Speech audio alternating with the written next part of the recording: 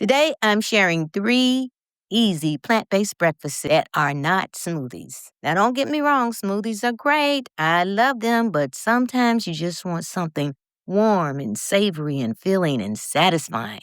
Something that actually feels like breakfast. So if you're new to plant-based eating, or maybe you're trying to eat less meat and less dairy, this video is definitely for you because I'm going to give you some simple ideas that you can make without feeling overwhelmed. The first breakfast that I'm going to make today is a delicious tofu scramble with spinach and tomatoes. This is one of my favorite plant-based breakfast options because it's hearty, it's flavorful, and it's full of color. We're going to season the tofu with black salt, which gives it that eggy flavor, plus turmeric for that beautiful golden color, a little annatto, and some black pepper to bring everything together. Then we're adding some fresh spinach and juicy tomatoes. So it's breakfast. It's not only pretty, it's pleasing, and it's packed with goodness. And the best part is you can serve it with toast, potatoes, avocado, wrap, or just eat it straight out the skillet because we keep things simple over here. If you've ever wondered what can you eat for breakfast besides oatmeal or smoothies, this video is definitely for you. These meals are beginner-friendly, budget-friendly, and easy enough to make during the week. You don't need fancy ingredients, and you don't need to be perfect. Just start. Start with one simple meal at a time. Go grab your tofu, your veggies, and your seasonings, and let's go make breakfast. Plant-based style. Easy, simple, delicious. And if you already know what I'm going to say, that's some good eating. Let's go head to the kitchen and get started. The first dish is going to be made is going to be the tofu scramble. That's the savory tofu scramble. And before you make the tofu scramble, you have to drain all of the water out. I'm using extra firm. Ooh, did you see that water? Oh my, that's a blooper there. And I've already drained the tofu. Now, there are different type of tofus makers that you can use to drain the water out. This is a stainless steel one. And with this one, you simply place the tofu in there. You put the top on. It has these little screws that you screw in, and as you tighten it, it will tighten the tofu, drain the water out. The water you'll empty from this container. This one is a little bit pricey than the other ones. And I also have this tofu maker, which I've already inserted my tofu in there. And actually, this one I like, and I'm going to list these in the description bar because it has these little water holes here, and you can simply drain the water without even opening the container out of the tofu. And I've done that. So my tofu is pressed here now, and I'm ready to make the tofu scramble. And I don't even have to cut this in order to make the scramble. I'm just going to simply break them into pieces. I'm going to brown it on each side. But before I do any of that, I just like to wash my hands again because the water dripped. So we're going to move over to the stove and get to cooking. As you can see, I put a little oil in the pan, and I'm simply gonna break these into little pieces and fry them on each side until they're a little brown. And it's gonna be really, really quick to make this. People think it takes a lot of time, and it does not. We're in a society where time is critical. We have to keep things moving. And if I told you it was gonna take a lot of time, people just simply would not eat it or not make it. They'd probably just go to the restaurant and spend more money at the restaurant, and they don't know what's being put into their foods. Here, you make it yourself. It's simple. It's easy. And you know what ingredients that you put in. Okay, let's put all of this in here, and we're just going to cook it slightly until it browns. Then we'll turn it on the other side and brown it some more. I can turn this fire up a little bit. And while that's cooking, let me just give you 7 benefits of tofu. 1 is high in plant-based protein, which means that tofu is a great protein source for plant-based meals. It can help make the meals more filling and more satisfying. 2, it's heart healthy friendly. It's cholesterol free, and soy foods have been linked with heart health benefits, especially when they replace higher saturated animal proteins. Number 3, it's a good source of important nutrients. Now, depending on the type, Tofu can provide nutrients like calcium, iron, magnesium, and other minerals that support overall wellness. Number four, they may support bone health. Tofu can be a helpful food for supporting strong bones, especially for people who do not eat dairy. Number five, they're very versatile in recipes. Tofu is going to be used in recipes like scrambled. You can scramble it like we're doing here today. You can use stir fries. It can be put in soups, smoothies, sauces, desserts, sandwiches, wraps, and even high protein snacks. Tofu itself is budget friendly because a pack of tofu, like the one that I showed you earlier, what is it, like $2.50 when it's on sale? Maybe it's less than $3 for sure. So that's what makes it budget friendly. Tofu is affordable and can stretch across several meals, making it helpful for plant-based meal prep. And number seven, it's great for beginners going plant-based because tofu absorbs flavors well, so you can season it in many different ways. You can have it savory, spicy, smoky, sweet, or crispy. Again, tofu is affordable, filling, protein rich, and easy to flavor. And my motto is that's some good eating. So, see how it's turning brown? That's what we want. And I'm going to just add a little bit more oil in here. That's it. I'm just going to have scrambled eggs. I have a bagel today, but I could have made some sausages to go with it. That looks good. Put these pieces over here. Now, if you wanted to make it Mediterranean style or Southwest, I already have some onions in the refrigerator that's cut up that was left over from another dish. I'm just going to throw that in there, and I may as well put some bell pepper in there, but you could just have the eggs plain without it. I'm just going to cut up a red bell pepper and to give it some color, basically. You can also put vegetables in here if you like. It's whatever it is that you have on hand is what you use. I like the color. Ended up using one small pepper. That one was a little bit bigger than that. And if you didn't have white onions, you could have used the purple onions. It doesn't matter. I'm going to use some of this calamanach. It's called black salt, and it gives it that eggy taste. I usually cook it in with the tofu and then add a little on top once it's done. I'm going to add some turmeric, ground turmeric. I'm going to also add just a little bit of the annatto ground. Oh, there's this. Along with some ground paprika. And this is like a staple. So I try to get a big one from Costco's. And that would not take long at all. And since I have some spinach here, I'm just going to put that in here. It's already been rinsed. And my stove is turned off at this point because spinach doesn't take any time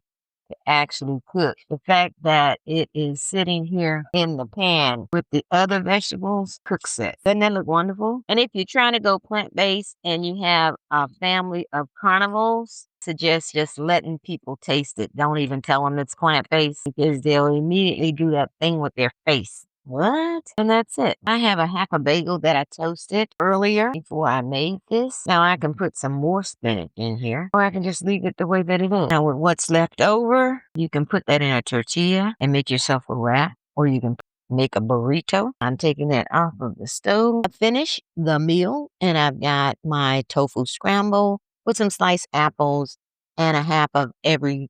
And now what you've been waiting for, and I'm going to put a little bit more of the black salt on top. Much better. As you can see, I also added some tomatoes in there, but use what you have. And we'll be moving on to the next video after I eat my breakfast. I'll see you soon. Would you believe that 3 tablespoons of chia seed would make this much chia pudding? And this is just the start. Okay, let's do it together. There's 1.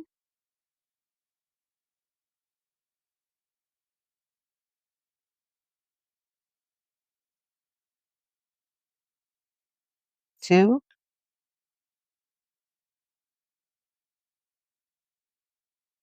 3. So 3 tablespoons of dry chia seed equals almost a half a jar. Now, all you have to do to make the perfect chia seed pudding is to add unsweetened plant-based milk.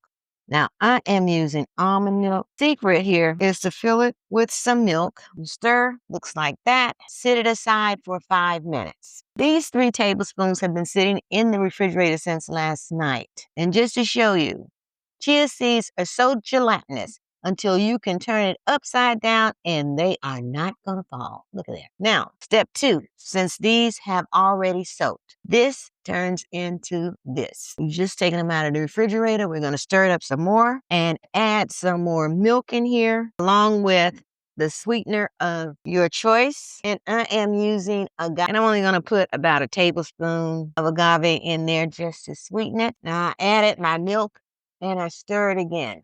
You got to stir it to keep it from clumping because it'll clump. I bought these chia seeds 2 years ago, and you can see that I really make a lot of chia pudding, right? And I will typically just put that in the jar with the chia seeds, the label, so I know when it expires. All right, now it's time to add the fruit. And let me just tell you what the benefits of chia seeds are. One, they're high in fiber. Okay, so they're going to support your digestive system, and they're going to help to keep you fuller longer. They have that omega-3s in it, and that supports a healthy heart. They're a good source of minerals, which means that you have the calcium and magnesium, which supports bone health, and we all need that. Stronger bones, yes. 4, they give you the good energy, a steady stream of energy, okay? And along with the fiber and the protein and the healthy fats that are in the little chia seeds, it's going to slow down your digestion and support a balanced energy. Number 5, it's easy to add to meals. You can put them in your smoothies, in your salads, in your shakes, over your dinner, sprinkle a little bit, and you're good to go. Number 6, they may support blood sugar balance, and that's always an important one because the fiber in the chia seeds can slow down the food digest, and it supports a steadier stream of blood sugar levels. And lastly, they're great for hydration when soaked. You're going to always soak your chia seeds if you're making the pudding because that chia seeds, they're going to absorb that liquid and creates, remember when I turned it upside down, it was gelatinous. It's not going to fall out of that bowl or that glass or that cup. So it makes it good for overnight oats and for hydrating snacks along with chia pudding.